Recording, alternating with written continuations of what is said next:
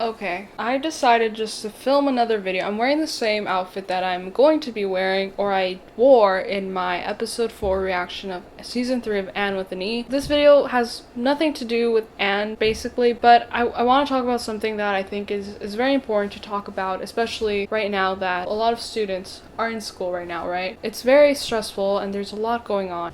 This, I guess, has to do with my uploading schedule as well as just a life update, I guess. I already talked about this on my story on Instagram. I posted something about how it's important for everyone, students specifically, to take into account that eating and sleeping is just as important as being a good student. Don't neglect those things because I know how hard it can be. It's double the work if you don't take care of yourself. It's just gonna weigh you down at the end of the day, and I experienced that a lot during high school and then in university as well. I just want to put out this reminder that that's very important to do. Don't neglect eating and sleeping as well as other things. Like, it's important to have a social life even if you're in school. That's something that is kind of hard to maintain when you're in school because you have a lot of things going on, but try to work it into your schedule. At the end of the day, school is there to teach you about life and stuff. It's there to fill you in with knowledge and help you in your career. But if you don't take care of yourself, then you won't have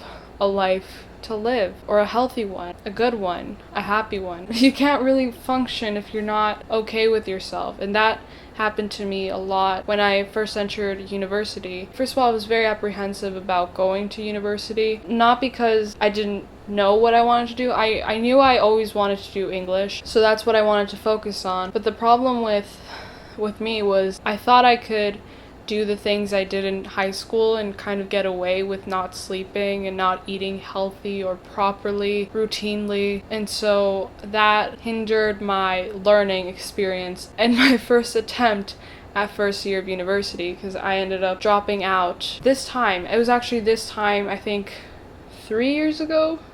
3 years ago. Wow, I can't believe it's been that long. I dropped out of university my first year 3 years ago this month. I would have been in school for about a month before I decided I didn't want to go anymore and I wanted to take a year off. I had always planned on taking a year off, I guess, but I thought, what was I going to do in 1 year, right? It's always a hard question to ask, and you also feel like you're in a way inadequate. You're kind of like stuck in this place where you don't know what to do. That's the way that you feel other people perceive you as well, and people get judged for taking a year off. That's a thing. And so I was very ashamed of taking a year off, and then I decided that I would do it and I wouldn't tell anybody that I did it, except I did tell my audience, I guess. I don't know what to call you guys.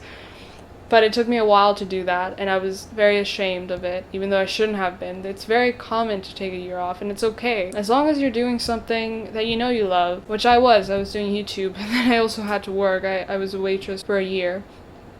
And then when I finally went back to university, which I didn't even know if I was going to do, but I finally went back, and first year was hard, because I had just gone through something in my family that was painful.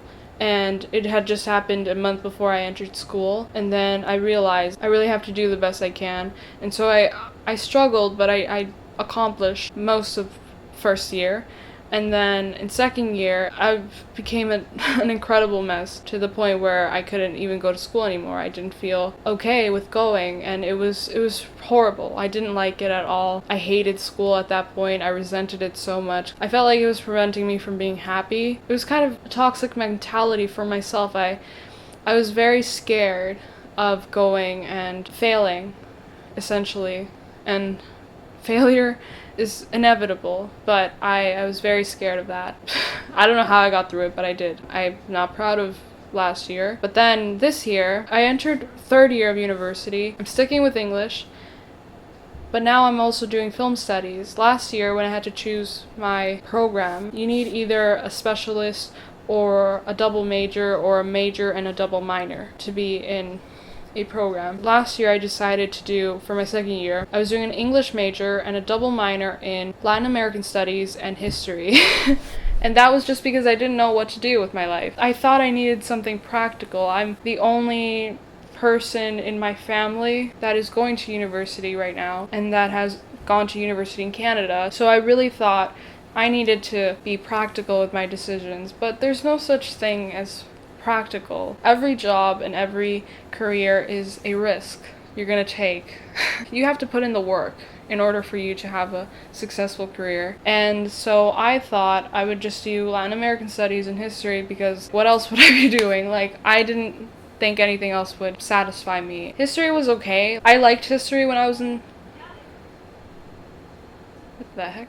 I liked history when I was in high school and elementary school, but as a program of study, I just ended up deciding I didn't like it at all. Like, I didn't like going to class. I did like, of course, learning about, my history, right? My parents are from South America, so we learn about all of that, which is really cool. But at the end of the day, I wasn't as passionate about that as I was with English. And then I realized, I started going to events where I started meeting people from the film industry. And then I decided right then, I remember I went up to 2 screenwriters last year in December, and I said, I really want to study film and I'm interested, and I asked them, like, how did you get into that and stuff? And so I realized that's actually what I like. I really love watching videos on YouTube about people analyzing films and TV shows, and it's just so interesting. And English and film studies, it's a good combination. So then I realized that's actually something I really like to do. I took my first film course this year, I'm still taking it. It's making me so happy. And so English and film studies is the perfect combination for me. And so right now, as I'm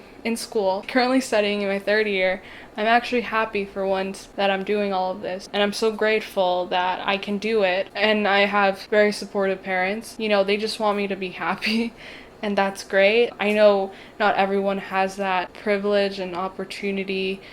And I know that not everyone in my family would be as supportive as my parents are, because that's not something that you normally see in my family, at least. Like, everyone is lawyer, doctor, like all of those really intimidating positions that I don't think I could ever do. I just want to reemphasize this fact. High school is not the make or break of your life. Take care of yourself. Do the best that you can. When you get out of it, you're going to realize how minuscule and how insignificant it will be in the rest of your life, because I don't remember most of it. Like, even same with university. Your GPA does not define you. It doesn't define how smart you are. At the end of the day, it's important to be nice and kind and have morals, and that's more valuable than any GPA. That's even the type of advice I got in my first year when I first entered from a professor, because I remember he said that. He said, your GPA doesn't define you, and that's 100% accurate. You know what? If you're